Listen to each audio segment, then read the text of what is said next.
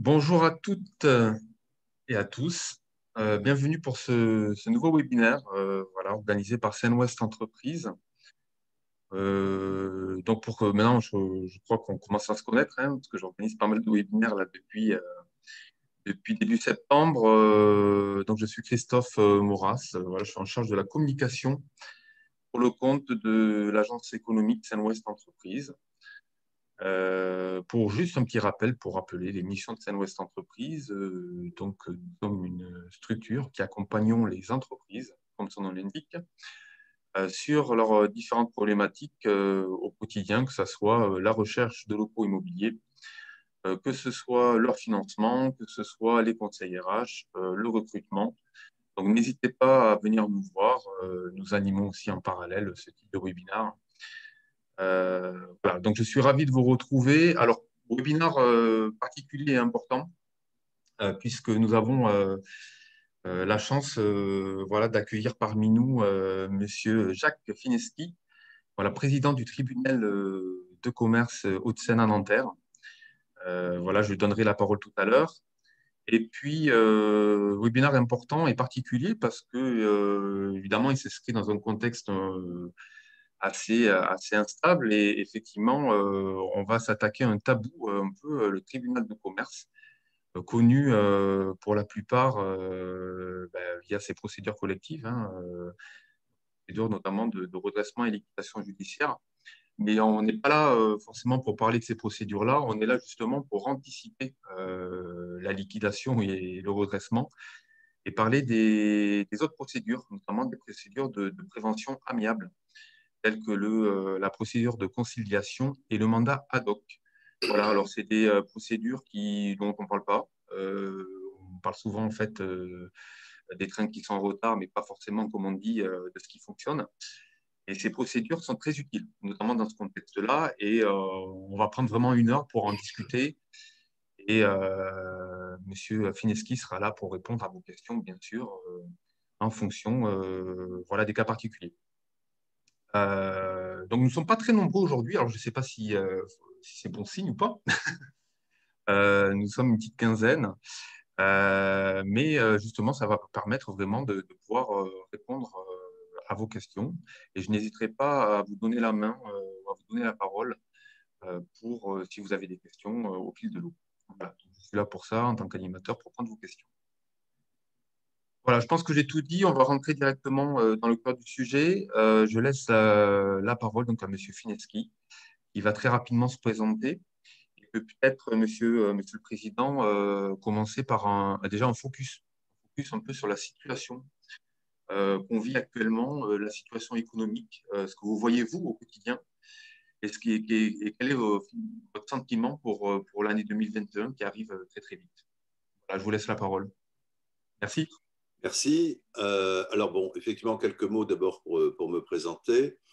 Euh, donc, j'ai fait une carrière dans trois groupes principaux. Tout d'abord, le groupe Exxon, donc Esso en France, un groupe pétrolier, où j'ai occupé diverses fonctions, la dernière étant directeur grand produit pétrolier pour la France. Au total, donc, une quinzaine d'années dans ce groupe. Ensuite, je suis rentré dans le groupe Polyette, qui est un groupe qui était un groupe investi à la fois dans la production et dans la distribution de matériaux de construction. La distribution de matériaux de construction, elle est connue sous les enseignes Point P et La Paire, notamment. Et la production, c'était les mortiers industriels, c'était les tuiles et briques, c'était la serrurerie à l'époque. Donc là, j'étais directeur du développement pour le groupe, membre du directoire, également président du conseil de surveillance du secteur mortier et président du directoire du secteur tuiles et briques. Et à cet égard, donc, j'ai été président de la Fédération française des tuiles et briques pendant 3 ans, au milieu des années 90. Ensuite, le groupe Saint-Gobain a racheté Polyette à BNP Paribas à l'époque, ou à Paribas, puisque la BNP Paribas ne s'était pas encore rapprochée. Et donc, je suis rentré dans le groupe Saint-Gobain et Jean-Louis Beffa m'a chargé de faire le développement mondial de toute l'activité de distribution de matériaux. Saint-Gobain, à l'époque, n'était pas dans la distribution de matériaux. Donc, en reprenant Poliette, il a hérité de Point P et de La Paire et d'autres enseignes, mais qui étaient essentiellement franco-françaises. Et donc, il m'a donné comme mission de faire le développement mondial, ce que j'ai fait donc, pendant les 14 années qui ont suivi. Donc, au total, un peu plus de 400 acquisitions dans 26 pays et 14 milliards d'euros de chiffre d'affaires acquis pendant cette période. Ensuite, j'ai pris ma retraite et donc je suis rentré au tribunal de commerce. Comme vous le savez, c'est une activité bénévole qui est quand même assez prenante, ce qui fait que on peut difficilement être à la fois actif et l'exercer. Encore que, hein, il y a des métiers qui sont plus faciles pour ceux-là que d'autres. Et donc, j'ai passé un petit peu dans tous les services du tribunal, donc toute la partie contentieux pendant 4 ans, les procédures collectives pendant 4 ans, également les expertises, les injonctions de payer, les référés. Et donc, j'ai été élu président du tribunal par les 72 juges qui le composent à la fin de l'année dernière. Et donc, j'ai pris mes fonctions au début de l'année 2020. Donc, c'est ma première année pour un mandat de 4 ans. Vous avez pris la bonne année, effectivement. Et j'ai pris la bonne année parce qu'effectivement, on a commencé très fort avec le Covid. Et on s'est très, très bien adapté. On a été le premier tribunal de France à tenir une audience de procédure collective en visioconférence dès le 25 mars. Après avoir formé les greffiers, les juges, le ministère public, les administrateurs judiciaires et mandataires judiciaires. Et on a fonctionné tout à fait normalement pour tous les dossiers urgents, en tout cas pendant tout le confinement. Donc pas de retard sur les ouvertures de procédures, sur les plans, les adoptions de plans de continuation ou de cession, les homologations de conciliation dont on va parler tout à l'heure. Et donc, ça a été une période effectivement difficile, mais qu'on a bien passé en général. Alors, quel est aujourd'hui ce que vous voyez donc au quotidien sur les procédures à la fois collectives ou les procédures qu'on va avoir de prévention amiable? Quel est votre sentiment justement sur les prochains mois? Alors effectivement, beaucoup de personnes qui me parlent me disent « Ah, vous devez être débordé par les dossiers de liquidation ». J'ai eu plusieurs demandes d'interviews de journaux, même de télévision, qui voulaient venir filmer le tribunal pour montrer la longue file de dirigeants venant déposer leur bilan, etc. En fait, rien de tout cela ne s'est passé. Actuellement, on est à peu près à pratiquement moins 35% de procédures collectives, c'est-à-dire sauvegarde, redressement judiciaire et liquidation judiciaire par rapport à l'an dernier. Et pendant la période du confinement et juste après, disons entre mars et juin, on était même à moins 57% par rapport à l'année précédente. Énorme. Donc, très clairement, des entreprises qui, s'il n'y avait pas eu le Covid, ne seraient pas venues en procédure collective, ont bénéficié en quelque sorte d'un effet d'aubaine grâce à toutes les mesures de l'État. Donc, pêle-mêle, les reports d'échéance des administrations fiscales et sociales, le chômage partiel et bien sûr les prêts garantis par l'État que vous connaissez bien. Alors, comment ça va évoluer? Question délicate. Bon, ce qui est certain, c'est que la baisse de chiffre d'affaires que la plupart des sociétés ont enregistrée en 2020 s'est traduit souvent par des pertes et donc par une amputation des fonds propres. Donc, on a un problème à moyen terme et à long terme sur la structure financière des bilans des entreprises. Et il faudra bien à un moment donné reconstituer ces fonds propres, ce qui pourra être fait soit par les actionnaires s'ils le souhaitent ou s'ils le peuvent. Ça pourra être fait par des investisseurs qui viendront de l'extérieur. Ça pourra peut-être être fait, on en parle, par des abandons de créances de l'État ou par des prêts participatifs qui pourraient avoir le caractère de quasi-fonds propres. Toutes ces solutions sont envisageables, sont à l'étude, et de toute façon, il faudra qu'elles soient mises en œuvre à un moment ou à un autre. Bon, ça, c'est pour le moyen-long terme. À plus court terme, il est clair que les échéances qui ont été données pour payer les administrations fiscales et sociales ou que certains bailleurs ont accepté de négocier en ce qui concerne les loyers, eh bien, ces échéances vont arriver et que les entreprises seront confrontées à un double paiement, celui normal, courant, du mois considéré, et puis celui de l'échéance des mois précédents qui n'a pas pu être payé à l'époque. Et donc là, il va y avoir un premier problème de trésorerie qui va se poser, sauf évidemment à ce que l'État accorde à nouveau des délais, Comme il a fait avec le PGE. etc. Et puis, vous avez un autre problème qui va se produire, c'est que lorsque vous avez baisse de chiffre d'affaires, vous avez effectivement une baisse du besoin en fonds de roulement, donc vous avez une trésorerie qui rentre. Si cette trésorerie a été dépensée pour faire face à des besoins courants comme des paiements de charges fixes, bien évidemment, le jour où il y a une reprise et qu'il faut reconstituer ce besoin en fonds de roulement, il y a aussi un problème d'impasse de trésorerie. Donc structurellement, on a ce double problème à moyen long terme sur la reconstitution des fonds propres et à court terme sur les besoins de trésorerie liés à la reconstitution du besoin en fonds de roulement d'une part et liés au report d'échéance d'autre part. Maintenant, tant que l'État maintient l'économie sous perfusion, ce qui est le cas actuellement, évidemment, rien ne se passe. Et c'est ça qui explique qu'on ait aussi peu de procédures collectives, en tout cas qu'on en ait moins que par rapport à l'année dernière ou par rapport à l'habitude. Combien de temps ça durera, on verra. Ça dépend un peu de l'État. Bon, moi, je m'attends quand même à ce qu'on commence à avoir quelques défaillances un peu plus marquées d'ici la fin de l'année.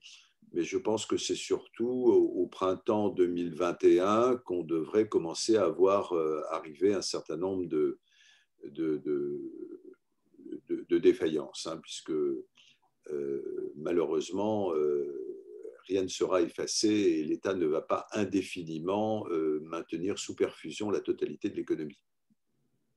Très bien, c'est très clair, effectivement. Il y aura bien un moment où il faudra rembourser. Alors, effectivement, je parlais du PGE où il y a eu un différé de 2 ans hein, avant de rembourser. Maintenant, c'est plus 1 an, c'est 2 ans. Cela dit, les mois passent très vite. On se rend compte que mars, où il y a eu le début, effectivement, du confinement, c'est bientôt, hein, c'est dans 5 mois. Donc, ça va très vite. Il y aura peut-être une zone tampon aussi à regarder parce que le remboursement d'échéance au niveau fiscal, au bout d'un moment, ben, pareil, l'État va bien les récupérer. Donc, attention que ça ne tombe pas d'un coup. Et peut-être aussi, attention aux entreprises, d'être vigilants avec leurs comptables pour regarder quand est-ce qu'ils peuvent rembourser ou étalonner au mieux le remboursement. Alors, très bien. Alors, du coup, alors j'ai déjà beaucoup de questions. Hein. Mais des questions peut-être qui arriveront notamment sur la cessation de paiement ou la liquidation. Je les poserai peut-être après. Également des questions sur la reprise. Mais peut-être on peut aborder directement justement les procédures de prévention à l'amiable, justement.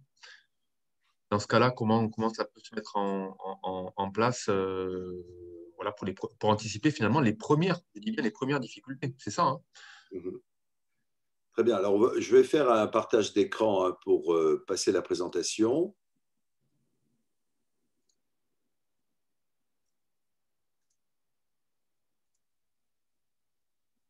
Voilà. Donc, est-ce que tout le monde voit bien la présentation? C'est parfait. Bon. Alors, nous allons parler donc de deux procédures préventives hein, que sont la conciliation et le mandat ad hoc. D'abord, je les situer par rapport à tout le dispositif de traitement des difficultés des entreprises dont le Code de commerce dispose aujourd'hui. On a probablement un des dispositifs les plus complets hein, qui existent dans le monde à ce sujet. Je dirais qu'il y a trois blocs. Il y a d'abord ce qu'on appelle la prévention-détection. Ensuite, il y a les procédures préventives, dites encore amiables, donc que sont le mandat ad hoc et la conciliation, et qui est vraiment le centre de l'exposé d'aujourd'hui. Et puis enfin, il y a les procédures collectives qui sont effectivement plus connues, la sauvegarde, le redressement judiciaire, la liquidation judiciaire et le rétablissement professionnel.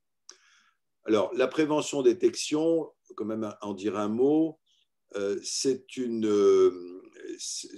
en fait une information qui est donnée par des juges du tribunal, mais ça n'est pas du tout une audience, ça se passe de façon totalement confidentielle. Donc, c'est une information qui est donnée par les juges aux dirigeants d'entreprise qui souhaitent justement s'informer sur les dispositifs tels que les procédures préventives ou les procédures collectives. Donc, c'est confidentiel, il n'y a aucune inscription au CABIS, le juge n'est pas en robe, c'est une information, ça n'est même pas du conseil. Alors, comment la prévention-détection fonctionne? Eh bien, bon, d'abord, vous savez que les CAC, les commissaires aux comptes, sont tenus, lorsqu'ils décèlent des difficultés, de le signaler au dirigeant, et dans la mesure où le dirigeant ne répond pas ou ne répond pas de façon satisfaisante, il a le devoir en fait d'informer le président du tribunal. Donc on a comme ça chaque année un certain nombre de signalements de commissaires aux comptes qui arrivent au tribunal. Par ailleurs, le greffe du tribunal a évidemment des bases de données dans lesquelles il répertorie les entreprises qui ne déposent pas leurs comptes, les entreprises qui demandent fréquemment des reports d'assemblée générale, les inscriptions de privilèges et les injonctions de payer, les ordonnances d'injonction de payer qui sont rendues parce que des créances n'ont pas été réglées. Donc tout cela, ce sont en fait des sortes de signaux. Donc ça ne veut pas dire nécessairement que l'entreprise va déposer son bilan demain matin, mais ce sont des signaux, des indices que peut-être il y a une difficulté. Et donc, dans les deux cas, c'est-à-dire dans le cas où il y a un signalement par le commissaire aux comptes et dans le cas où l'analyse des données du greffe fait ressortir qu'il y a peut-être des difficultés, nous écrivons en fait au dirigeant en lui proposant un entretien de prévention-détection. Alors souvent, je dirais que moitié du temps, le dirigeant ne se présente même pas, ce qui est un peu dommage. Mais quand il se présente, il est donc reçu par un juge qui va lui présenter les différentes formules qui sont possibles, comment il peut aller négocier avec les chefs des services financiers, qui est une organisation centralisée qui a l'avantage de regrouper tous les créanciers fiscaux et sociaux, comment il peut négocier également, si c'est uniquement un problème URSSAF, avec l'URSSAF, et qui va lui présenter les procédures préventives, les procédures collectives. Donc c'est vraiment une information, et il est effectivement dommage que certains dirigeants s'en privent. Alors, vous pouvez également recourir à la prévention-détection spontanément, c'est-à-dire il n'est pas nécessaire de recevoir une lettre du tribunal à la suite d'un signalement au commissaire aux comptes ou à la suite d'une détection par le greffe. Tout dirigeant peut demander au tribunal un entretien avec un juge sur ces différents sujets. Si vous allez sur le site du greffe du tribunal de commerce de Nanterre, vous verrez la procédure à suivre. Vous demandez par Internet un rendez-vous et vous êtes accordé très rapidement. Rapide alors. Voilà pour la prévention-détection. Les procédures préventives, donc on va y venir ensuite, donc je passe, et j'arrive aux procédures collectives. Donc la sauvegarde, c'est une procédure qui nécessite de ne pas être en état de cessation des paiements, très clairement, et qui nécessite que l'entreprise se trouve confrontée à une difficulté que le dirigeant ne peut pas résoudre seul. Ou que la société n'est pas en mesure de surmonter seule. Donc, à l'initiative du dirigeant, il vient au tribunal pour demander l'ouverture d'une sauvegarde et il va garder la main, en fait, le dirigeant, sur tout le processus. Il va donc y avoir un plan de sauvegarde qui va être prononcé par le tribunal à l'issue d'une période d'observation, mais le dirigeant reste clairement aux manettes, même s'il est assisté d'un administrateur judiciaire et d'un mandataire judiciaire qui va lui s'occuper plutôt de l'aspect créancier. Excusez-moi, cette procédure n'est pas confidentielle, je pense, non? Alors, les procédures collectives ne sont pas confidentielles. On va revenir après sur ce problème de confidentialité. D'accord. Okay.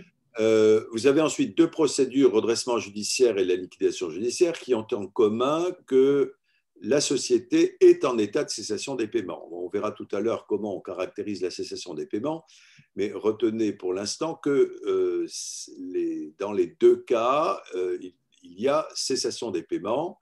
Et ce qui différencie les deux cas, c'est que dans le cas du redressement judiciaire, on considère qu'il y a une probabilité raisonnable d'un redressement par un plan de continuation ou par un plan de cession, alors que dans la liquidation judiciaire, eh bien, on constate qu'un redressement est manifestement impossible. Ce sont les termes du Code de commerce. Donc, dans les deux cas, cessation de paiement. Dans le premier cas, un redressement est possible. Dans le second cas, un redressement apparaît manifestement impossible. Voilà donc les critères. Alors, en redressement judiciaire, il y a aussi souvent un administrateur et un mandataire judiciaire, mais le dirigeant ne peut plus perdre un peu la main pendant la période d'observation, puisque l'administrateur judiciaire va intervenir dans un certain nombre de décisions. Et surtout, le plan de redressement, que ce soit un plan de continuation ou un plan de cession, ce plan va être ordonné par le tribunal. Donc le dirigeant, clairement, bon, même s'il peut effectivement faire des propositions, va perdre la main. Enfin, il y a le rétablissement professionnel, qui est une procédure qui est une alternative à la liquidation judiciaire pour des très petites sociétés, hein, puisqu'il y a des conditions extrêmement strictes d'ouverture, puisqu'on parle d'entrepreneurs individuels, donc de personnes physiques. Il ne faut pas qu'il y ait d'actifs immobiliers, il ne faut pas qu'il y ait de salariés et cela depuis au moins 6 mois. Il faut que les actifs soient inférieurs à 5 000 €, qu'il n'y ait pas de procédure prud'homale en cours et que, en plus, la société ne soit pas récidiviste, c'est-à-dire qu'elle n'ait pas fait l'objet d'une liquidation judiciaire depuis 5 ans. Donc, moyennant ces conditions, donc, qui touchent des très petites entités, des entrepreneurs individuels, eh bien, la procédure prévoit un rebond puisque les dettes sont effacées. Si le débiteur a de bonne foi, les dettes sont effacées à l'issue d'une période d'observation de 4 mois qui est supervisée par un mandataire judiciaire, hein, qui va suivre l'opération. Donc, c'est une possibilité de rebond, mais qui est donnée de façon extrêmement limitée et qui suppose qu'on n'ait pas affaire à un débiteur de mauvaise foi ou à un débiteur récidiviste. Voilà, donc voilà pour les procédures collectives. Donc je reviens maintenant aux procédures préventives, hein, le mandat ad hoc et la conciliation. Donc le mandat ad hoc est une procédure extrêmement, on va dire, souple et flexible. Le code est d'ailleurs très très peu bavard, hein, sur les conditions d'ouverture et d'exercice du mandat ad hoc. La conciliation est au contraire un processus qui est plus encadré, mais qui offre une meilleure sécurité juridique. Et on va voir en termes de cessation des paiements ce que ça signifie maintenant. Alors, on a un petit problème. Voilà. Alors, ces procédures, enfin, ces deux procédures, et je joins également la prévention-détection, sont malheureusement encore peu utilisées. 3 raisons. D'abord, souvent une méconnaissance de la part des entreprises. Et donc, vous voyez, M. Maurras soulignait la faible participation aujourd'hui. Bon, les entreprises connaissent mal ces procédures et s'y intéressent curieusement pas, sauf quand il est trop tard, souvent, et quand on ne peut plus les ouvrir. Et donc là, on est obligé d'aller vers le redressement ou la liquidation. Donc, c'est bien dommage et c'est pour ça que je réponds toujours présent quand... là, j'ai encore le président de l'Ordre des experts comptables de l'Île-de-France qui m'a demandé de faire une conférence pour tous les commissaires aux comptes et pour tous les experts comptables qui sont évidemment un relais extrêmement important. Donc, j'ai bien sûr accepté parce que c'est l'occasion de faire connaître ces procédures mal utilisées. Même les avocats, hein, il y a très peu d'avocats qui maîtrisent bien ces procédures. Donc, pour toutes ces raisons, donc entreprises, experts comptables et commissaires aux comptes et avocats qui ne connaissent pas ces procédures, eh bien, elles sont peu utilisées. Il y a un deuxième facteur qui joue, qui est culturel, hein, c'est la peur du tribunal. Le dirigeant considère que s'il va au tribunal, il va être fiché, ça va être indiqué sur son cabis, que ça va se savoir, que c'est le début de longs problèmes, etc. Bon, je peux vous dire qu'en ce qui concerne la prévention-détection,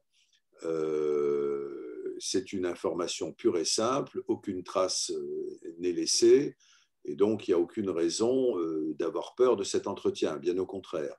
En ce qui concerne les procédures amiables ou de procédures préventives dont on va parler, la conciliation et le mandat ad hoc, on va le voir, ce sont des procédures confidentielles, et donc à moins évidemment que le dirigeant lui-même en parle, hein, bon, je vous en dirai un mot tout à l'heure, ça reste totalement confidentiel, et donc c'est une protection plus qu'une crainte ou qu'un risque. Enfin, il y a le problème qui est très culturel également, qui est la stigmatisation de l'échec. Bon, ça, c'est un reste d'une tradition extrêmement ancienne, hein, qui remonte à l'époque romaine. À l'époque romaine, le commerçant défaillant était vendu comme esclave avec sa famille. Pendant le Moyen-Âge, le marchand qui était en faillite, eh bien, on cassait le banc sur lequel il s'asseyait dans le conseil des marchands, d'où le mot de bancarotta qui a donné le mot banqueroute. Et même sous Napoléon, on mettait en prison les dirigeants défaillants. Donc aujourd'hui, il en reste l'idée que quand on a été mis en liquidation, ben c'est une opprobre indélébile, on est montré du doigt, les banquiers ne veulent plus vous prêter d'argent, les gens vous regardent de travers, etc. etc. C'est une mentalité extrêmement différente de ce que l'on observe aux États-Unis ou dans le monde anglo-saxon. Hein, ou dans le monde anglo-saxon, à la limite, un entrepreneur qui a connu un échec, eh bien, c'est plutôt un bon point sur son curriculum vitae, parce qu'on se dit, il a connu l'échec, il en a tiré des leçons, et donc, il faut qu'il rebondisse, et il sera donc prémuni contre les risques d'un nouvel échec. Et donc, il y a ce côté rebond, ce côté leçon tirée de l'échec, qui est beaucoup plus dans la culture américaine. Bon, vous entendez parler du fameux Chapter 11 aux États-Unis. Les Américains n'hésitent pas à se mettre sous la protection du Chapter 11, ce qui leur permet de rebondir et d'effacer leurs dettes.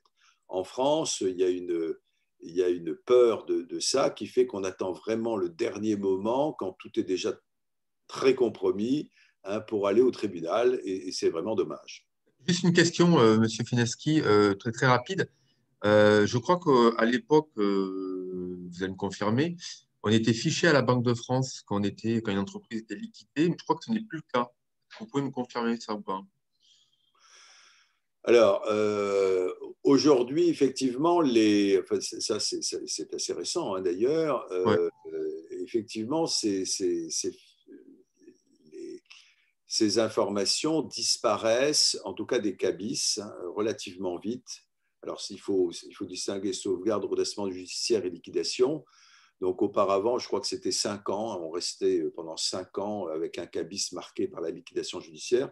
Aujourd'hui, donc, l'effacement se fait plus vite.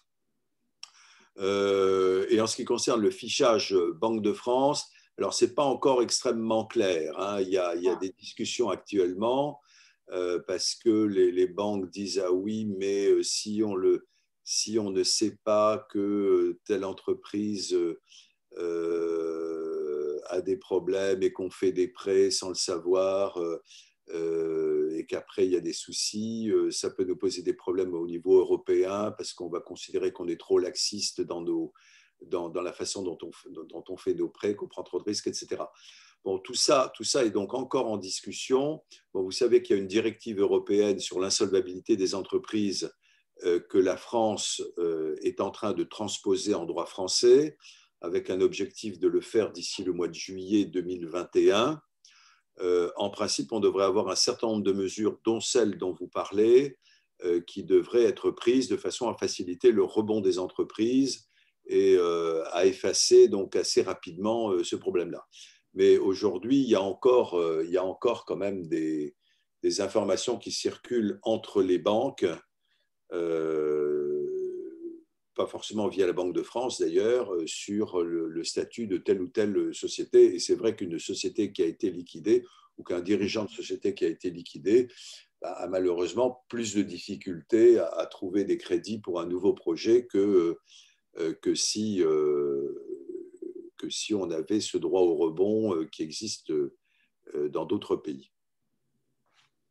Alors, je ne sais pas si on peut poser déjà la question, parce que j'ai beaucoup de questions. J'en ai une ou deux, notamment sur la. Je ne sais pas si c'est maintenant ou pas qu'il faut poser la question, mais je la pose. Si liquidation est prononcée, quelles protections seront offertes ou possibles aux chefs d'entreprise? Pardon, si Si la liquidation est prononcée, donc on revient effectivement à la procédure collective, elle est là, on parle de protection par rapport aux chefs d'entreprise. Quelles sont les protections offertes aujourd'hui aux chefs d'entreprise quand ça se termine mal?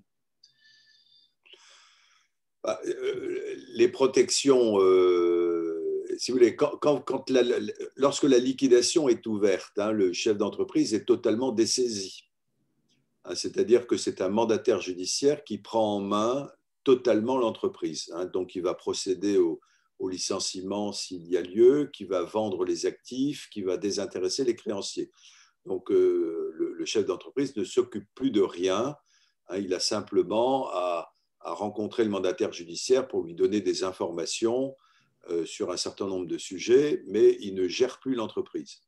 Donc, il peut effectivement se lancer dans une nouvelle activité, il peut rebondir, hein, comme on dit.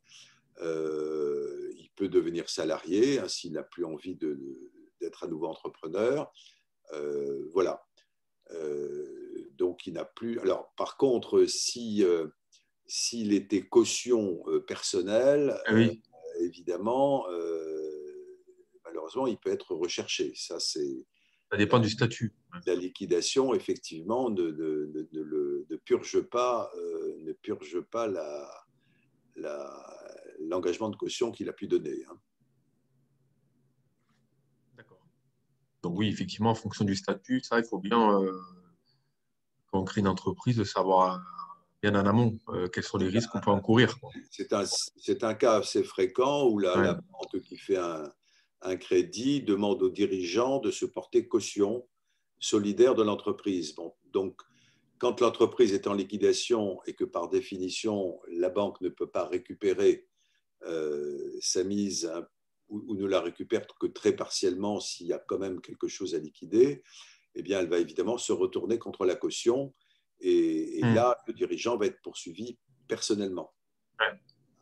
Mais en ce qui concerne son rapport à l'entreprise elle-même, il est totalement dessaisi. Hein. Il n'a plus à s'en occuper et il peut donc reprendre une activité. Là, en l'occurrence, la personne, enfin, j'ai deux, trois questions à ce sujet-là. Et une des personnes qui m'a posé la question, un statut SAS. Donc, a priori, il est protégé. Sauf si, effectivement, Bah, il y a- il est protégé, enfin, ça dépend protégé de quoi. Moi, je pense protection peut-être sociale au niveau de ses biens. Et c'est pour ça qu'on a évoqué la caution solidaire. Je pense qu'il n'est Oui, pas bah, poursuivi et garanti personnellement. s'il n'a pas donné de caution personnelle, effectivement, il est protégé. C'est-à-dire, bon, Hmm. par contre, vous avez quand même la possibilité qu'il soit poursuivi en responsabilité pour insuffisance d'actifs ou en sanction personnelle. Alors, la responsabilité pour insuffisance d'actifs, elle est encourue si, évidemment, il y a finalement insuffisance d'actifs, ce qui est souvent le cas en liquidation, c'est-à-dire si la liquidation des actifs ne permet pas de rembourser toutes les dettes, et dans le cas, évidemment, où le dirigeant a commis un certain nombre de fautes de gestion. Donc, il y a des fautes de gestion plus ou moins graves, hein, les détournements d'actifs, la confusion des patrimoines, la non-production de comptes, le Ouais. non-paiement de ses dettes fiscales et sociales, le fait de ne pas avoir déclaré sa cessation des paiements dans un délai de 45 jours. Tout ça, ce sont des fautes de gestion dont on peut considérer, c'est au mandataire judiciaire de prendre la décision, le mandataire judiciaire peut considérer que du fait de cette faute, le passif de la société s'est accru et donc en conséquence, le dirigeant a une responsabilité dans cet accroissement du passif. Et donc, il va donc le poursuivre en responsabilité dans le passif et donc demander au tribunal, il y a une chambre des sanctions hein, qui est chargée de ça, demander au tribunal d'indemniser la procédure, donc en gros les créanciers, hein, de ça. Donc il y a une action en responsabilité possible, mais là encore, il faut qu'il y ait eu faute du dirigeant hein, dans son comportement au moment de la liquidation.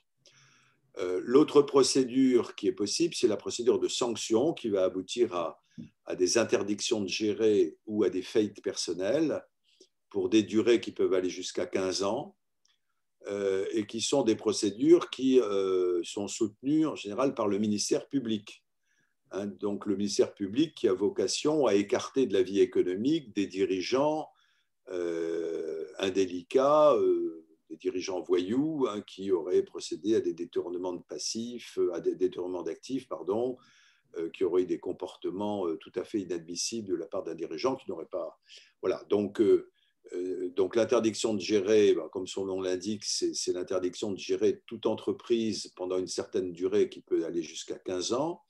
Et la faillite personnelle, c'est même plus grave parce que bon, ça inclut l'interdiction de gérer, bien sûr, mais en plus, vous pouvez être poursuivi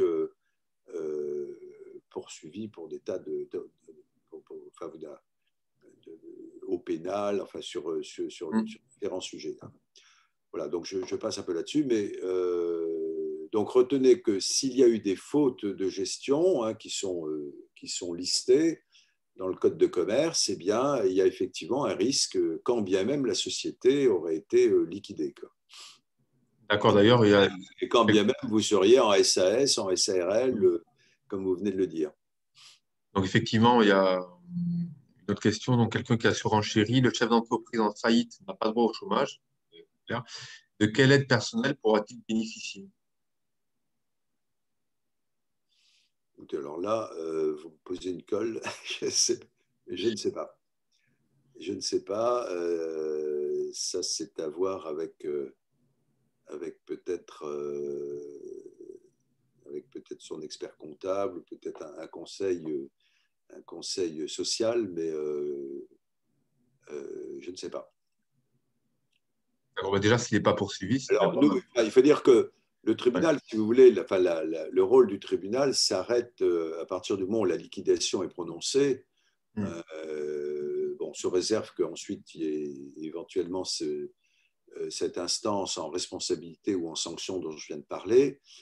Alors, ce que nous sommes en train de mettre en place quand même pour les dirigeants de sociétés en liquidation, c'est deux choses. D'une part, vous avez des dirigeants qui psychologiquement sont très atteints par la liquidation.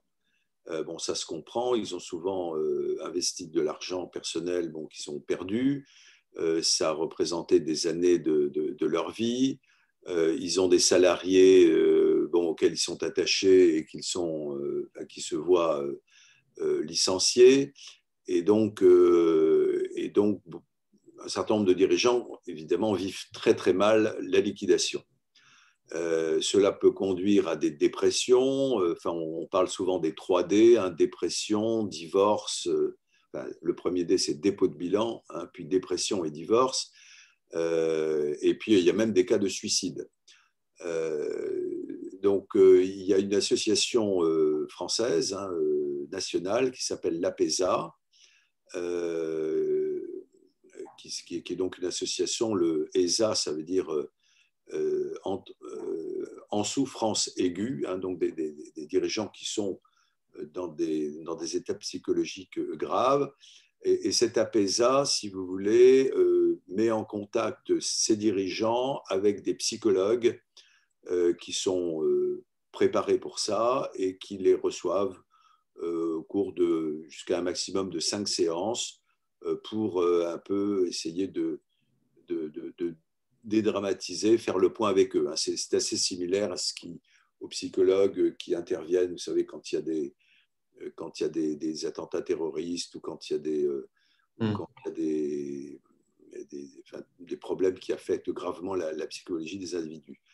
Bon, c'est quelque chose qui marche très bien et l'APESA a recours à des sentinelles, entre guillemets, et les sentinelles, ce sont toutes les personnes qui sont susceptibles de se rendre compte qu'un dirigeant a peut-être besoin d'une assistance psychologique. Donc, il y a évidemment les juges qui voient le dirigeant lors de l'audience de liquidation, mais il y a aussi l'expert comptable, il y a aussi l'avocat, il y a aussi le mandataire judiciaire qui va quand même voir le dirigeant pour faire le point avec lui une fois l'ouverture de la liquidation faite. Donc, toutes ces sentinelles peuvent alerter le dirigeant et alerter l'APESA.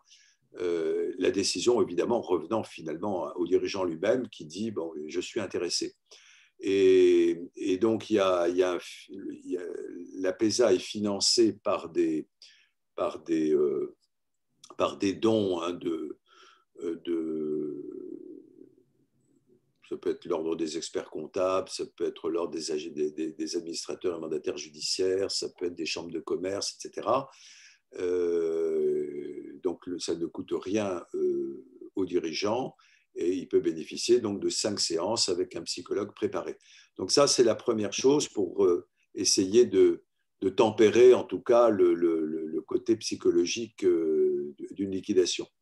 Et puis, il y a une deuxième type d'association dont la plus connue s'appelle 60 000 rebonds, qui va aider un dirigeant à retrouver non pas un travail salarié, mais à rebondir en tant qu'entrepreneur. Bon, en pratique, vous savez, les dirigeants qu'on voit au tribunal, soit disent « moi, je ne veux plus jamais avoir les soucis d'un entrepreneur, je redeviens salarié », et on en voit d'ailleurs souvent qui arrivent au tribunal en disant « j'ai retrouvé un travail, je suis très content que le mandataire judiciaire s'occupe de tout, je ne veux plus entendre parler de la société ». Bien. Mais il y en a d'autres qui sont entrepreneurs dans l'âme et qui veulent rebondir. Donc 60 000 rebonds, qui est une association qui regroupe des chefs d'entreprise bénévoles, des psychologues, des experts comptables, des avocats bénévoles, va aider l'entrepreneur à identifier un marché, à faire un business plan et à préparer donc la création d'une nouvelle entreprise. En général, ça prend entre 1 ou 2 ans, pendant lequel donc il est assisté régulièrement, enfin, il est reçu régulièrement notamment par un mentor choisi parmi ses bénévoles. Voilà, donc ce sont les 2 associations que le tribunal recommande aux dirigeants en liquidation, mais le tribunal n'est pas lui-même membre de ces associations. Donc c'est une recommandation que nous faisons, c'est une ouverture de porte, mais ensuite aux dirigeants de prendre l'initiative d'aller vers l'une ou l'autre, étant entendu qu'il vaut mieux passer d'abord par l'APESA avant, évidemment, d'envisager le rebond. Très bien, le message est passé. Merci. Alors, on va donc revenir à la présentation et parler tout d'abord des traits distinctifs des procédures préventives. Alors, la procédure préventive s'ouvre à l'issue d'une requête qui est faite au président du tribunal dit compétent, enfin compétent au sens juridique du terme. Donc, qui est le tribunal compétent? C'est le tribunal de commerce lorsqu'il s'agit de sociétés commerciales, de commerçants ou d'artisans. Et c'est le tribunal judiciaire dans les autres cas, notamment dans le cas des professions libérales, par exemple. Donc, c'est une initiative du dirigeant. Personne ne le force, c'est lui qui décide de venir au tribunal et donc d'adresser une requête pour obtenir l'ouverture de cette procédure. Quelles sont les conditions d'ouverture? Eh bien, le code est très large. La définition qui est donnée pour la conciliation, c'est il faut que la société soit confrontée à une difficulté juridique, économique, financière avérée ou prévisible, ce qui est évidemment extrêmement large. Le mandat ad hoc, d'ailleurs, ne donne même pas de définition, mais on retient un petit peu la même. Et il faut évidemment que cette difficulté juridique, économique, financière avérée ou prévisible ait pour conséquence éventuellement d'aller en procédure collective, hein, puisque procédure préventive, ça veut dire procédure préventive par rapport à l'ouverture d'une procédure collective. Donc, si les difficultés juridiques, économiques, financières avérées ou prévisibles semblent conduire l'entreprise à un état de cessation des paiements et donc à un risque d'ouverture de procédure collective, eh bien, on est précisément dans le cas où la condition est remplie. La deuxième condition, c'est qu'il ne faut pas qu'il y ait de cessation des paiements depuis plus de 45 jours quand on est en conciliation. Ça, c'est le code qui le dit très clairement.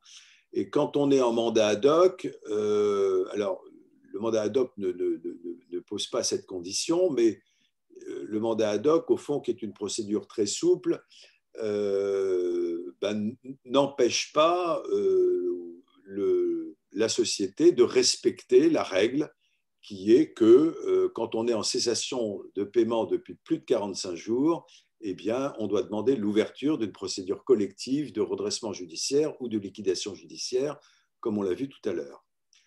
Donc, si une entreprise vient en disant « je suis en cessation de paiement depuis 10 jours », eh bien, la question, c'est est-ce que dans les 35 jours qui restent, avant d'atteindre la limite des 45 jours, vous avez une chance raisonnable d'obtenir de vos créanciers non pas un accord final, mais au moins un moratoire qui permet de dire que vous n'êtes plus en cessation des paiements parce que vous avez eu ce moratoire que les créanciers d'ailleurs accordent assez facilement le temps de mettre au point justement, enfin, ou de vérifier ou d'étudier s'il y a une possibilité d'accord dans le cadre d'une conciliation ou d'un mandat ad hoc. Donc, alors moi, c'est ma position à Nanterre. Bon, je sais qu'il y a des tribunaux qui, dans le cadre du mandat ad hoc, considèrent qu'il ne faut pas du tout être en état de cessation de paiement. Bon, moi, je considère que ça n'est pas écrit dans le code comme ça et que tant qu'on reste dans la limite de 45 jours, eh bien, il n'y a pas de raison de ne pas ouvrir un mandat ad hoc dans la mesure, encore une fois, où le dirigeant pense qu'avant d'atteindre cette limite de 45 jours, eh bien, il pourra raisonnablement obtenir un moratoire de ses créanciers. Dernière condition, mais qui ne concerne que la conciliation, il ne faut pas qu'il y ait eu une autre procédure de conciliation au cours des 3 derniers mois, ce qui veut dire en pratique que si vous avez eu une première procédure de conciliation, ben, vous ne pouvez pas en ouvrir une autre dans la foulée, à supposer que vous n'ayez pas atteint votre objectif d'obtenir un accord à l'issue de la première procédure. Donc, vous devez attendre au moins 3 mois avant d'en rouvrir une. Bon, alors, je sais qu'il y a souvent des dirigeants, donc avec le conciliateur, décident à ce moment-là d'ouvrir un mandat ad hoc pour faire suite à une conciliation, et puis quitte à revenir 3 mois après en conciliation. Bon, c'est un petit peu, on va dire, tourner l'esprit de la loi. Mais ça n'est pas interdit, donc c'est une pratique qui se fait et on a effectivement des procédures de conciliation de mandat ad hoc qui peuvent durer comme ça plusieurs mois, 9 mois, 10 mois, etc., avec une succession de mandats ad hoc de conciliation qui respectent la condition que je viens d'indiquer. Alors, fondamentalement, qu'est-ce que c'est qu'une ouverture de procédure de mandat ad hoc ou de conciliation? Eh bien, c'est la désignation d'un négociateur professionnel, rien de plus. Alors, en quoi il est professionnel? Ben, souvent, c'est un administrateur judiciaire ou un mandataire judiciaire, mais pas forcément. Et il est professionnel en ce sens qu'évidemment, il connaît bien les procédures préventives, il connaît bien les procédures collectives, et donc il est tout à fait habilité à négocier intelligemment avec des créanciers en maniant la carotte et le bâton. La carotte, c'est on peut peut-être faire un accord qui va préserver vos intérêts. Ça ne va peut-être pas vous donner tout ce que vous aimeriez avoir, mais ça va quand même aider. En tout cas, ça sera beaucoup mieux qu'une procédure collective. Hein, c'est vraiment le levier principal du négociateur. Hein, si on n'arrive pas à trouver un accord, ben, vous risquez qu'on aille en procédure collective. Et en procédure collective, vous risquez de perdre beaucoup plus que si on trouve un accord en procédure préventive. Alors, ce négociateur professionnel, il est proposé par le dirigeant. Et s'il n'est pas proposé, parce qu'il y a des dirigeants qui disent je ne connais pas de négociateur professionnel, je demande au tribunal de m'en proposer un, il faut que de toute façon, le dirigeant donne son accord, donc agrée le négociateur qui serait proposé par le tribunal. Et bien sûr, il est rémunéré par le dirigeant, donc à l'issue de sa mission. On va revenir sur la rémunération tout à l'heure. Deuxième, donc la mission de ce négociateur professionnel, donc ça va être de l'aider à résoudre les difficultés qu'on a mentionnées plus haut. Alors, je poursuis. Alors, autre caractéristique, ce sont des procédures qui sont confidentielles. Hein, le code est très clair là-dessus. Non seulement les participants à la procédure doivent la tenir confidentielle, mais toute personne qui par hasard entendrait parler de la procédure doit aussi la tenir confidentielle. Et ceci va très loin, puisque vous savez que peut-être que la Cour de cassation a confirmé un arrêt d'un certain nombre de cours d'appel, notamment de la Cour d'appel de Versailles, qui avait condamné une revue de presse qui avait divulgué le fait qu'il existait des négociations confidentielles dans le cadre d'une conciliation. Et cette confidentialité avait même fait échec au droit d'information et au droit de liberté de la presse. C'est-à-dire, évidemment, le journal en question avait opposé la liberté de la presse, la liberté de l'information, en disant écoutez, j'ai eu cette information, je l'ai vérifiée, eh bien, j'ai le droit de la publier. La Cour de cassation avait dit pas du tout, cette procédure est confidentielle, vous n'avez pas le droit de la publier, même au nom de la liberté de la presse. Donc, procédure confidentielle. Alors, dans la pratique, il y a quand même des gens qui en parlent. Bon, on a actuellement à Nanterre une procédure dont tout le monde parle beaucoup, qui est la procédure qui oppose Mediapro à la Ligue de football hein, pour les droits de la Ligue 1 et de la Ligue 2, les droits télévisés de la Ligue 1 et de la Ligue 2. Bon, on est actuellement en conciliation, procédure confidentielle. Bon, ceci dit, la presse informée probablement dur de garder secret ce genre de par l'un des protagonistes en parle tous les jours. On sait que le conciliateur, c'est Maître Sénéchal, qui est un mandataire judiciaire qui est basé d'ailleurs dans les Hauts-de-Seine. Voilà, donc, mais c'est totalement anormal. Hein, et si quelqu'un attaquait les journaux qui en parlent, eh bien, ils auraient probablement gain de cause.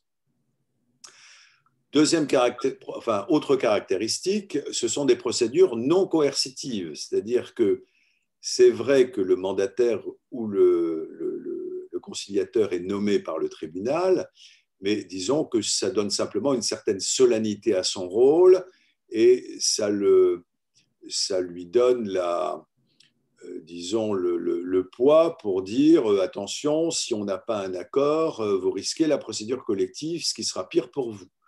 Donc, ça donne un certain poids, mais il n'empêche que tout créancier peut refuser la conciliation ou la médiation. Il peut dire, moi, vous me proposez quelque chose, mais j'en veux pas, j'ai une créance, je veux l'aveu, et que le conciliateur ou le mandataire ad hoc n'y peut rien. Et même chose pour le dirigeant n'est pas obligé non plus d'accepter ce que propose le conciliateur ou le mandataire ad hoc. Donc on est dans le cadre d'une négociation contractuelle entre la société et ses créanciers, avec un mandataire ad hoc ou un conciliateur qui n'est jamais qu'un facilitateur, un intermédiaire, un chercheur d'idées et de solutions, mais qui n'a aucun pouvoir d'imposer quoi que ce soit à quiconque. Alors, quand même une petite précision s'agissant de la conciliation, c'est que à la demande de la société et du conciliateur, le président du tribunal peut imposer des délais aux créanciers récalcitrants.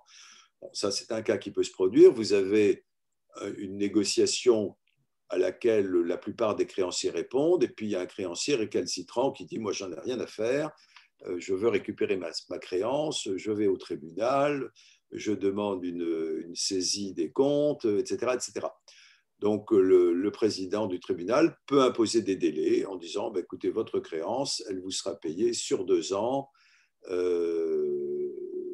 comme ci et comme ça ». Et même dans le cadre de l'ordonnance 2020-596, hein, qui est une des ordonnances Covid, qui a été publiée le 20 mai dernier, eh bien, le président du tribunal peut interdire toute poursuite, peut interdire toute action, peut interdire ou suspendre, même s'il en existait déjà, toute action en justice, hein, et de la même manière accorder des délais, comme on vient de le dire. Bon, donc c'est la seule coercition, si vous voulez, qui est envisageable, mais comme vous le voyez, il faut passer par le président du tribunal. Ça ne peut pas être le mandataire ou le conciliateur qui l'impose de lui-même. Alors, quelle est l'issue de cette négociation ?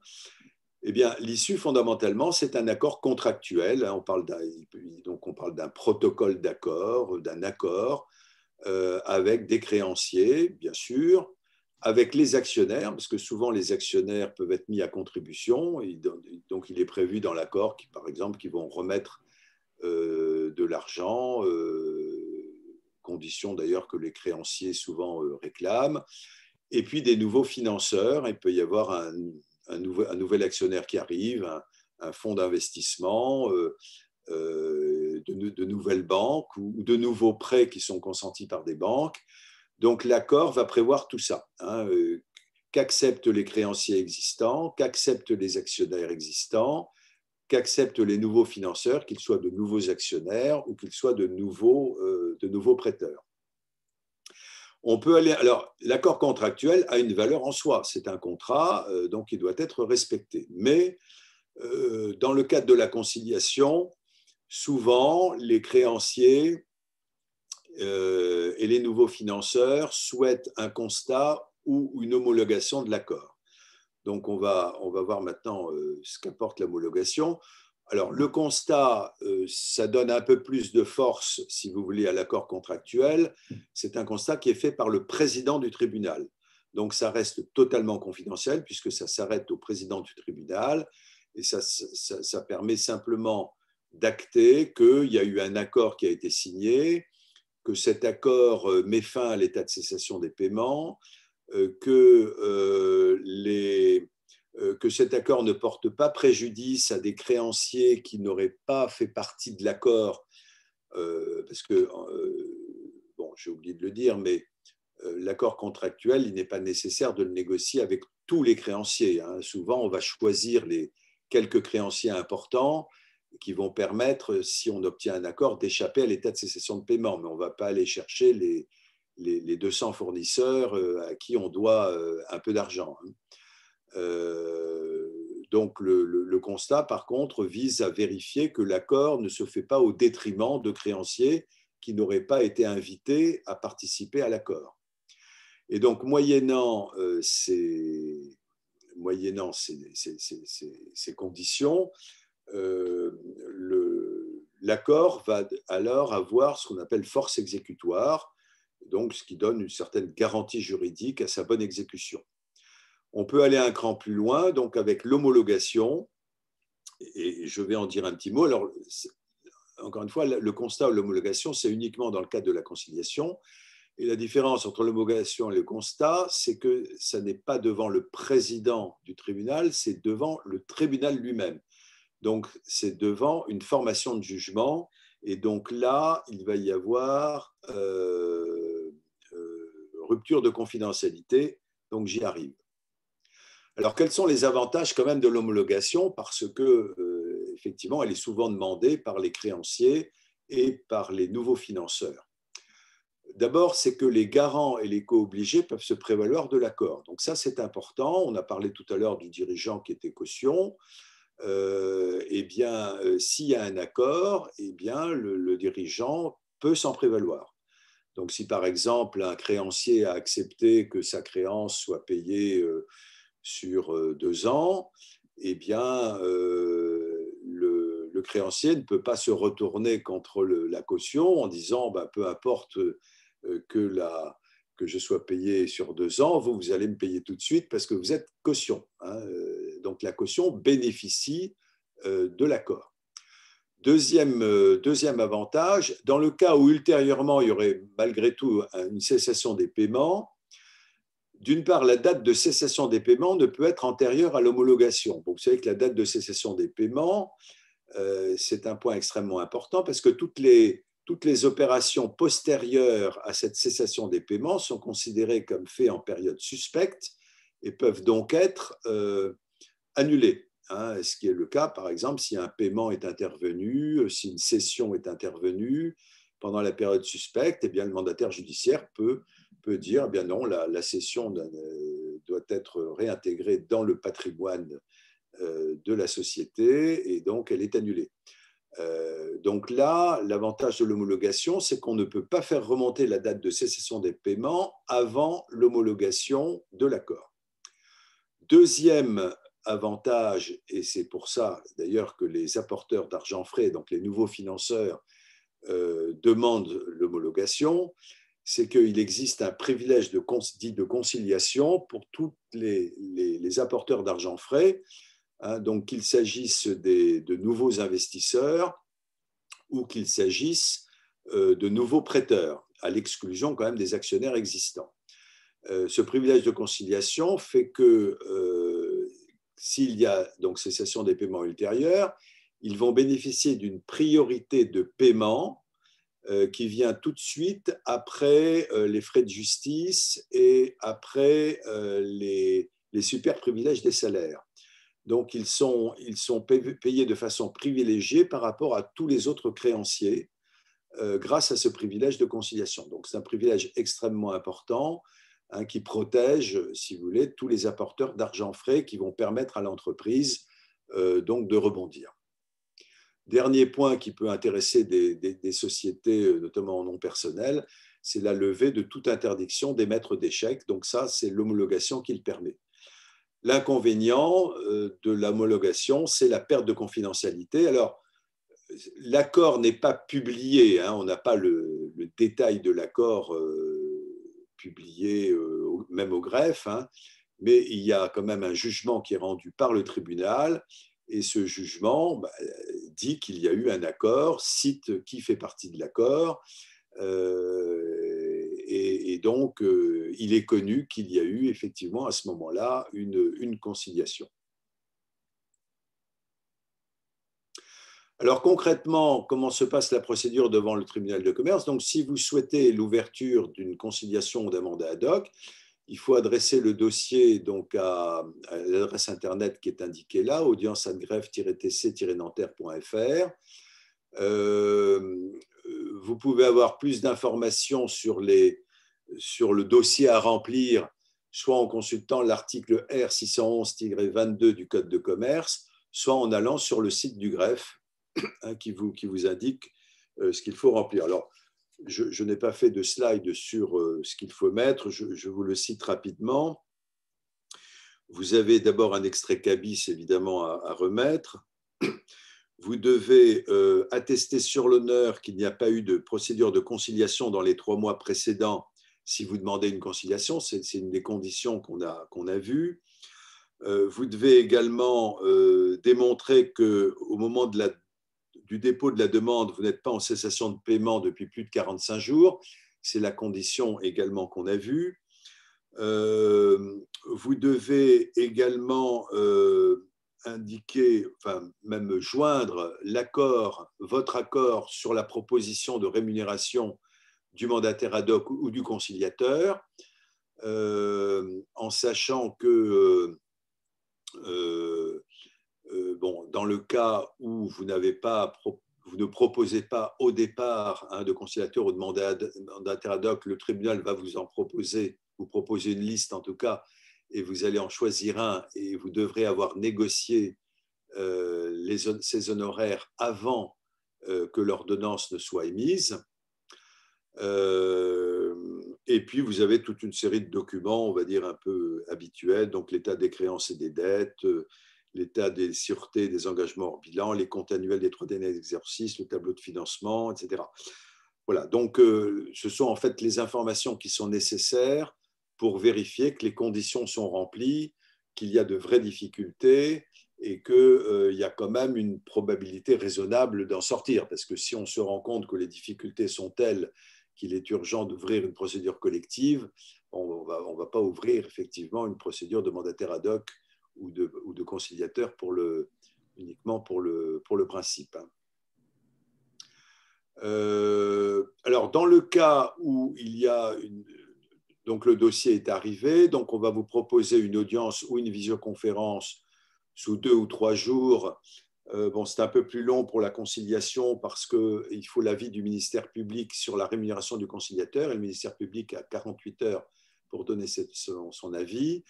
Et une fois que l'audience ou la visioconférence s'est tenue, vous avez en général une ordonnance sous 2 jours qui est adressée donc au mandataire ou au conciliateur, bien sûr, qui est adressée à l'entreprise ou à son conseil. Bon, en général, je propose à l'entreprise que ce soit adressé à son conseil pour des raisons de confidentialité, parce que quand ça arrive notifié, ça veut dire adressé par lettre recommandée. Bon, si la lettre est ouverte par quelqu'un qui n'a pas qu'à savoir qu'il y a une conciliation ou un mandat ad hoc, bon, il vaut mieux que ce soit adressé au conseil de l'entreprise qui communiquera l'information aux dirigeants.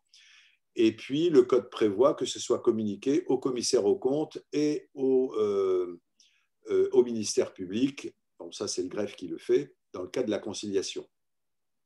Mais la communication au commissaire aux comptes se fait aussi bien dans le cadre du mandat ad hoc que de la conciliation.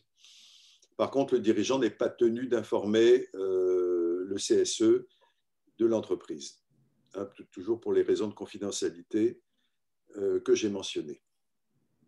Alors, Oui.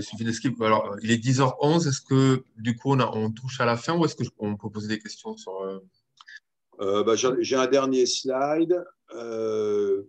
Le contenu de l'ordonnance de désignation, donc respect des conditions d'ouverture, bien sûr. On vérifie que les 3 conditions pour la conciliation et les 2 pour le mandat ad hoc sont respectées.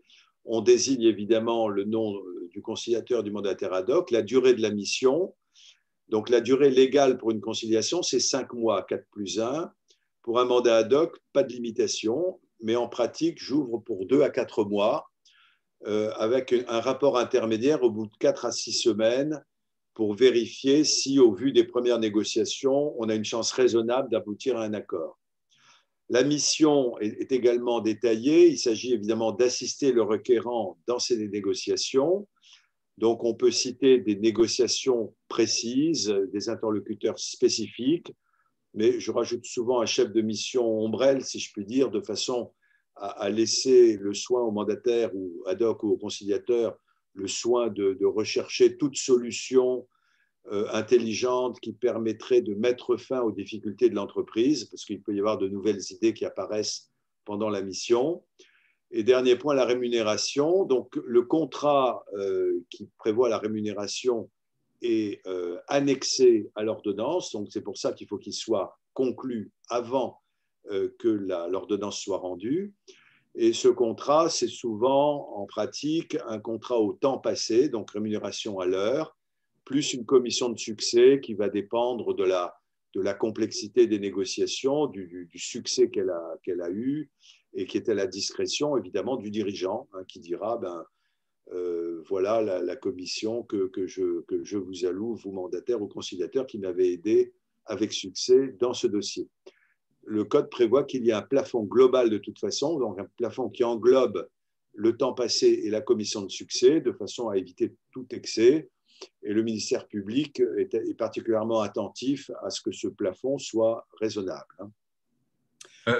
Par rapport à la commission de succès, c'est combien en général en pourcentage? C'est un forfait ou c'est un pourcentage? C'est... La commission de succès, bon, ça peut être 1 à 2%, si vous voulez, des montants, mais enfin, ça dépend. Enfin, les mandataires ad hoc conciliateurs sont assez souples hein, sur la négociation. Euh, Ils sont conscients que l'entreprise peut avoir des difficultés. Ils sont conscients que si vous avez une très très grosse entreprise, ça ne peut pas forcément être la même chose que si c'est une toute petite entreprise. Donc tout ça se négocie. Hein. Bon, le temps passé, un négociateur va demander souvent entre 350 et 400 euros de l'heure. Hein, si c'est le négociateur principal, vous avez les vedettes de la profession ne dépassent pas 500 euros de l'heure. À titre indicatif, un avocat du premier siècle d'un grand cabinet d'avocats anglo-saxons est à 1200 euros de l'heure. Donc, c'est absolument sans commune mesure. Et en plus, les timesheets, c'est-à-dire les feuilles de temps des mandataires et des conciliateurs sont passés au crible. Donc, ils sont sérieux, alors que malheureusement, ceux des avocats ou des auditeurs ne sont pas toujours très réalistes. Quand on additionne tout ce qui sont censés faire, on constate qu'il y a des journées qui durent souvent 48 heures ou voire plus. Hein. Voilà, donc... Alors justement, il y a une question là-dessus. Quand on n'a pas les moyens d'être assisté par un professionnel, existe-t-il des associations qui accompagnent gratuitement? Alors là, on parle du processus de liquidation. Et du coup, c'est vrai que ça a posé dans le cas de la conciliation, par exemple. Alors, ça dépend si vous posez la question. Enfin, dans le cadre de la liquidation, c'est autre chose. Hein. Dans le cadre de la liquidation, de toute façon, c'est pas le dirigeant qui paye, hein. C'est la procédure. S'il n'y a rien, il y a effectivement un fonds qui rémunère le mandataire pour ses peines et soins. Hein. Je crois que c'est 1 500 euros de la procédure. Hein. Voilà, donc en ce qui concerne la conciliation et le mandat ad hoc, c'est à discuter avec le mandataire ou le conciliateur pressenti. Hein, on est dans un contrat privé, là, hein, c'est un peu différent.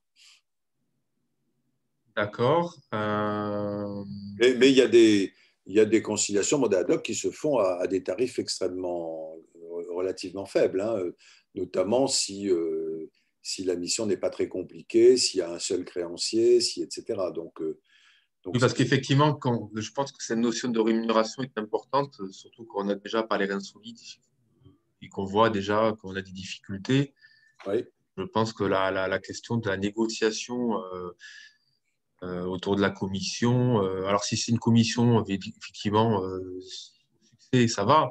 Mais si c'est effectivement une rémunération à passer, ça peut être plus compliqué peut-être d'assumer ou de se dire, est-ce que j'y vais pas pour le dirigeant, quoi.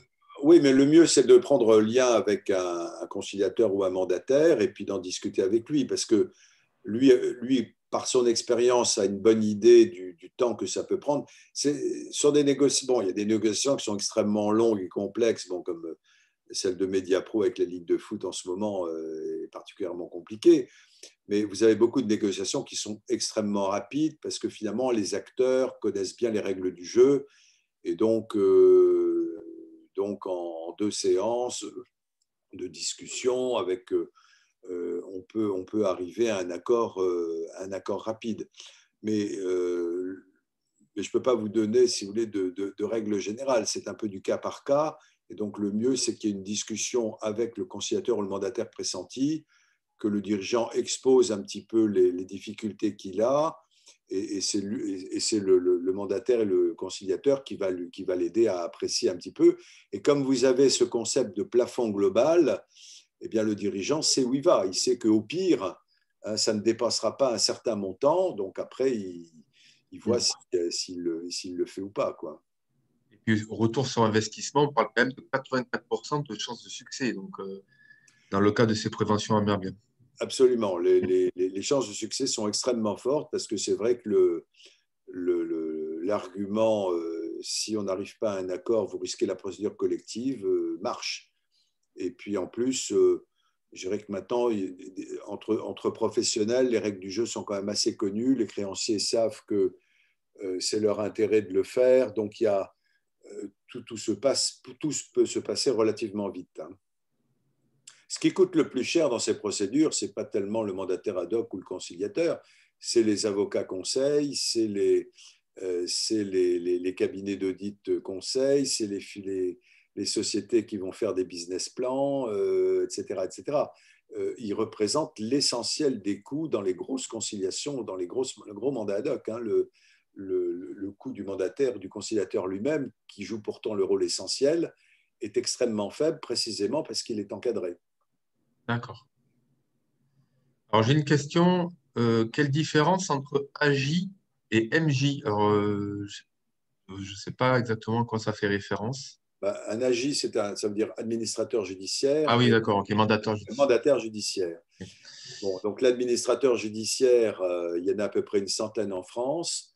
Les mandataires judiciaires, il y en a à peu près 150 en France. Ils ont tous une compétence nationale, même si chacun travaille plus volontiers avec certains tribunaux dans lesquels ils ont des bureaux. Donc l'administrateur, on le trouve en sauvegarde. On le trouve également en redressement judiciaire. Le mandataire judiciaire, il est partout, hein, dans les trois procédures. Il peut même, dans les petites procédures, tenir lieu d'administrateur, hein, quand on a affaire à des petites sociétés. Et le mandataire judiciaire, donc son rôle, c'est surtout de représenter les créanciers. Donc c'est lui qui va s'occuper de vérifier le passif, qui va s'occuper de faire la répartition entre les créanciers. Alors que l'administrateur, lui, c'est plutôt celui qui va être aux côtés du dirigeant pour la gestion de l'entreprise au quotidien, notamment pendant la fameuse période d'observation, et qui va donc aider le dirigeant à préparer son plan de continuation ou son plan de redressement. Donc deux fonctions qui sont quand même très différentes. Donc ceci dit, en plus de ces fonctions qu'ils exercent naturellement dans le cas des procédures collectives, certains d'entre eux, mais pas tous, hein, font des conciliations ou des mandats ad hoc. Donc il n'y a que certains conciliateurs et mandataires ad hoc qui font il n'y a que certains AJMJ qui font de la conciliation du mandat ad hoc. Très bien. Alors là, bon, on arrive à la fin. Pour les personnes qui souhaitent avoir leur réponse à leurs questions, nous, on peut rester encore un petit peu. Pour les personnes qui n'ont plus le temps, ils peuvent quitter évidemment ce webinaire. On va prendre encore 10 minutes pour répondre aux dernières questions. Donc, question de Françoise. Pouvez-vous nous parler du prépack session que les conciliateurs proposent souvent pendant la procédure de conciliation? Le prépack session, je ne sais pas à quoi ça fait le prépack référence. session, oui, en fait, vous avez deux types de prépack. Hein. Il y a effectivement alors, ce qu'on appelle un prépack, ça veut dire au fond que l'on prépare pendant la procédure de conciliation un, un accord, hein, qui sera mis en œuvre une fois que la conciliation aura basculé dans une procédure collective. Alors pourquoi ça? Parce que je vous l'ai dit tout à l'heure, la conciliation n'a aucune possibilité de coercition sur les créanciers. Donc s'il y a des créanciers qui vous disent « moi je ne veux pas négocier, je ne suis pas d'accord pour accepter un plan ou autre », il a parfaitement le droit de le faire. Donc ce que l'on fait en général, c'est que pendant la conciliation, on élabore les contours d'un prépack qui peut donc soit être un prépack de plan de continuation, soit un prépack de plan de cession, et qu'une fois que ce prépack est apprêté, si je peux dire, on va basculer en ouvrant une procédure de sauvegarde accélérée, par exemple. D'ailleurs, la sauvegarde accélérée ne s'emploie que justement pour mettre en œuvre un prépack, hein, ou une procédure de redressement judiciaire, ou une procédure de liquidation judiciaire, quand on est en prépack cession. Hein, puisque si on est en prépack cession et qu'on va céder par exemple des actifs, il est clair que la coquille, une fois qu'elle aura cédé ses actifs, il va falloir la liquider. Hein, donc on peut avoir une liquidation judiciaire avec cession qui aura été prévue. Même chose on peut aller en redressement judiciaire pour faire adopter un plan de continuation. Voilà. Et pourquoi il faut basculer? Eh bien parce qu'en procédure collective, vous pouvez imposer à tous les créanciers les décisions qui ont été prises, ce que vous ne pouvez pas faire en conciliation. Très bien. Question d'Emmanuel. Si on se positionne en tant que nouvel investisseur, par quel biais peut-on connaître les entreprises en recherche? Oui, mais enfin ça vous ne pouvez pas. Vous parlez d'entreprises en recherche, c'est-à-dire qui seraient en conciliation ou en mandat ad hoc et qui chercheraient à avoir qui rechercheraient de nouveaux investisseurs. Je comprends moi, de la question. Comment? C'est ce que je comprends de la question. Oui, donc Alors, ça, malheureusement, si Emmanuel veut préciser, elle peut le repréciser. puisque la procédure est confidentielle, donc on ne le sait pas.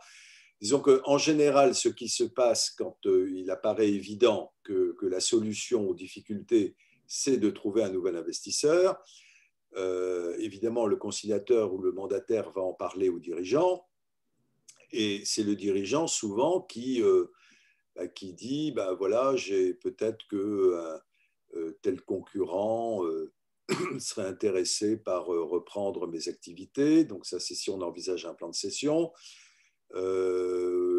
Où il a peut-être été approché dans le passé par quelqu'un qui voulait le racheter. Donc, c'est souvent l'idée va venir du dirigeant, parce que le conciliateur ou le mandataire, enfin, sauf exception, n'a pas une connaissance encyclopédique de tous les métiers et ne sait pas nécessairement qui peut être intéressé par quoi. Bon, il peut le savoir occasionnellement, mais ça n'est pas évident. Après, En d'autres termes, d'une part, il n'y a pas de site internet où on trouverait un appel aux investisseurs fait par des sociétés en conciliation qui cherchent un investisseur. Et donc, d'autre part, c'est souvent le dirigeant lui-même qui est le mieux à même de faire des propositions. Alors, ça n'empêche pas des investisseurs de faire du porte-à-porte. Il y en a qui recourent à des intermédiaires pour aller démarcher des sociétés qui les intéressent parce qu'ils sont déjà dans le métier, parce qu'ils ont envie de se mettre dans ce métier, etc. etc. Donc ça, c'est une démarche proactive qui est envisageable. Et puis, bon, s'il se trouve que l'entreprise est en conciliation, même de moment, ça pourra marcher. Après, peut-être hors cadre des procédures, si on prend le cadre des procédures de conciliation, si on prend le cadre des procédures collectives, dans ce cas-là, ça pourrait fonctionner. Effectivement, je pense peut-être à d'éventuels rachats. J'imagine, on fait allusion à d'éventuels rachats on en parlait du site de la GMJ pour connaître un peu oui, alors l'ensemble voilà, des entreprises à racheter.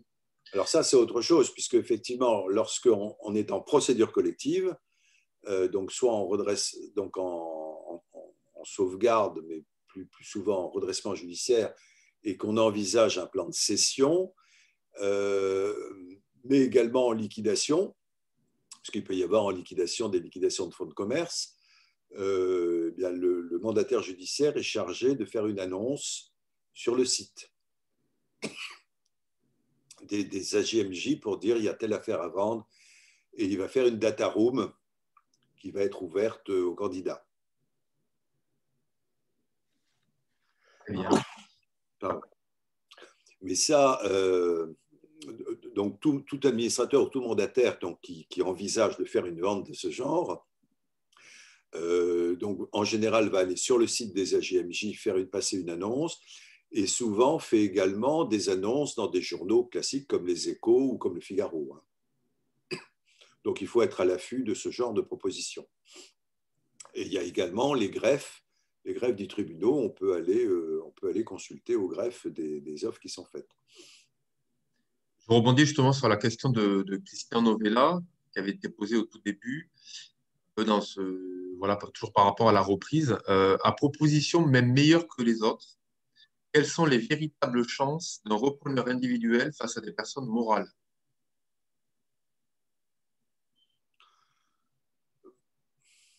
Il n'y a pas de… je ne pense pas que le fait d'être personne morale par rapport à un entrepreneur individuel soit un critère fondamental. Ce que le tribunal recherche, hein, c'est quelles sont les chances de pérennité de l'activité.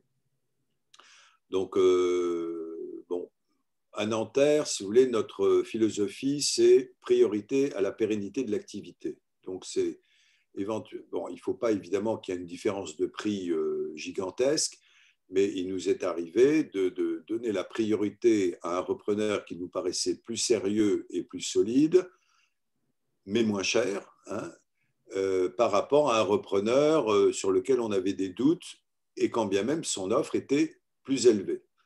Bon, ce n'est pas le cas de certains tribunaux qui évidemment privilégient les créanciers en disant, bon, ce qui est respectable aussi, hein, qui privilégient les créanciers en disant on prend l'offre la plus chère parce que c'est comme ça, c'est classique, etc.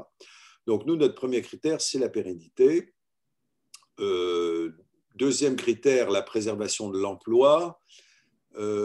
Mais on ne le place pas avant la pérennité, parce que c'est bien gentil de vendre une affaire à quelqu'un qui prétend qu'il va garder tous les emplois, et puis comme par hasard, 6 mois après, il revient en disant je sais que j'ai pris l'engagement de ne pas procéder à des licenciements pendant 2 ans, mais voyez la situation dans laquelle je suis, et si je ne suis pas autorisé à procéder à des licenciements, eh bien, je vais droit au dépôt de bilan. Et donc là, le tribunal est bien ennuyé.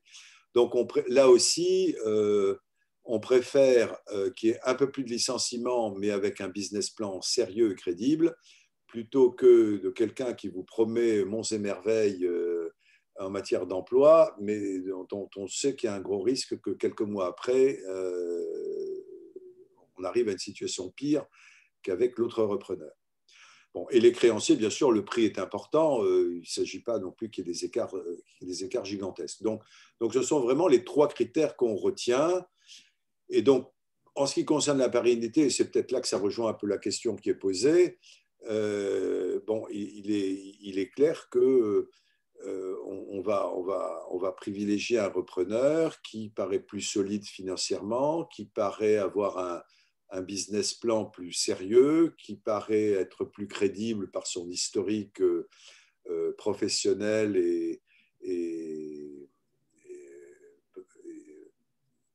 d'affaires, par rapport à quelqu'un qui serait un nouvel arrivant, découvrant un nouveau métier, qui aurait déjà eu des problèmes, etc. Vous voyez, donc ça fait partie de l'appréciation de la pérennité. Mais le vrai critère, c'est effectivement, est-ce que la proposition qu'on nous fait est sérieuse et solide, et est-ce qu'elle elle permet d'assurer raisonnablement la survie de cette activité.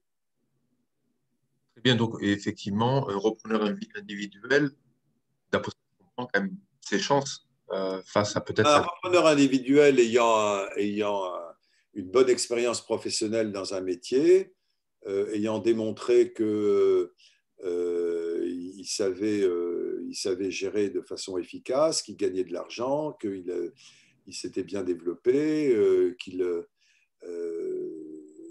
a évidemment toutes ses chances. Hein. Vous avez c'est pas parce que la société est une personne morale qu'elle est forcément de grande qualité. Hein. Il y a plein de sociétés personnes morales dont les dirigeants se retrouvent poursuivis en responsabilité et en sanction pour les raisons que j'ai indiquées. Et donc, ce n'est pas le fait d'être personne morale qui vous garantit que vous avez affaire à quelqu'un de sérieux. Hein. Très bien, mais alors la toute dernière question pour conclure, qui est une question, on va dire un peu plus personnelle. Donc, c'est la question de… Je suis actuellement, donc, actuellement prud'homme. On me propose de devenir juge au tribunal de commerce, mais il paraît que c'est bien plus prenant. Est-ce Que qu'on peut c'est l'être si on… Il paraît que, j'imagine qu'il veut dire que ça prend beaucoup de temps. Est-ce qu'on peut l'être? Est-ce qu'on peut être juge au tribunal de commerce et être dirigeant d'entreprise à la fois? et dirigeant d'entreprise ou juge au prud'homme? Juge au tribunal de commerce, et est-ce qu'on peut l'être si on n'a plus d'entreprise plutôt, si on n'exerce plus Ah, le on n'a métier plus du juge? d'entreprise. Voilà. Alors, bon, Normalement, au moment où vous déposez votre dossier, vous devez avoir une activité, hein. Donc, ça peut être, vous pouvez être administrateur d'une société, vous pouvez être, bon, évidemment, dirigeant de société, c'est parfait, mais vous pouvez être administrateur de société, vous pouvez être dirigeant, cadre dirigeant dans une société ou dans un groupe. Tout ça, c'est possible, mais être en fonction, hein. Bon, ceci dit, c'est assez facile de trouver une société et d'être actionnaire ou administrateur d'une petite société. Ce n'est pas un obstacle insurmontable. En général, ce n'est pas ça qui fait obstacle à la candidature. Très bien. Écoutez, on a essayé de faire au maximum pour répondre aux questions qui étaient nombreuses. Moi, je trouvais ça très intéressant, vraiment, je trouvais ça très utile. J'imagine que vous également, auditeurs, vous avez appris plein de choses. On va mettre fin à ce webinaire. Merci encore beaucoup, Monsieur le Président, pour avoir pris de votre temps pour nous parler de ces procédures de prévention. Je pense qu'elles vont être en tout cas très enrichissantes. J'espère qu'en tout cas les entreprises n'auront pas recours. Et si elles y ont recours, à mon avis, je pense qu'il y a de sérieuses chances pour qu'elles puissent s'en sortir. Si jamais vous avez des questions, n'hésitez pas. Je les ferai passer par écrit. Quelques questions, pas toutes. Voilà, on va essayer de prendre les questions les plus pertinentes. En tout cas, nous vous remercions encore une fois d'avoir assisté à ce webinaire. Encore merci, M. Fineski. Je vous laisse le mot de la fin très rapidement. Bien, mais écoutez, je vous remercie également de m'avoir accueilli. Je fais beaucoup de webinaires et de communication sur ces procédures préventives parce que vraiment, comme je le disais au début, je trouve qu'elles sont insuffisamment utilisées et souvent utilisées par des grandes sociétés, hein. Bon, j'ai actuellement l'essentiel des mandats ad hoc et des conciliations que j'ai ouverts concernent des sociétés importantes. Pourquoi? Parce qu'elles ont un avocat conseil qui connaît un peu la procédure, parce qu'elles ont eu la possibilité de s'informer, etc. Et donc, il est regrettable, effectivement, pour les raisons que j'ai évoquées tout à l'heure, hein, qu'il n'y ait pas plus de sociétés qui recourent à ces procédures préventives qui sont vraiment faites dans le but de prévenir, hein, c'est le mot préventif, de prévenir l'ouverture d'une procédure collective. Hein, parce qu'une fois qu'on est en procédure collective, eh bien c'est effectivement difficile d'en sortir par le haut, hein. Très bien, c'était un beau message. Effectivement, on incite, on invite les TPE-PME à recourir, voilà, plus facilement à ce genre de procédure. Voilà, merci. On vous laisse. Merci bien. Merci, à très bientôt. Et puis, pour un prochain Voilà. webinaire, Et au revoir à tous. voilà, au revoir.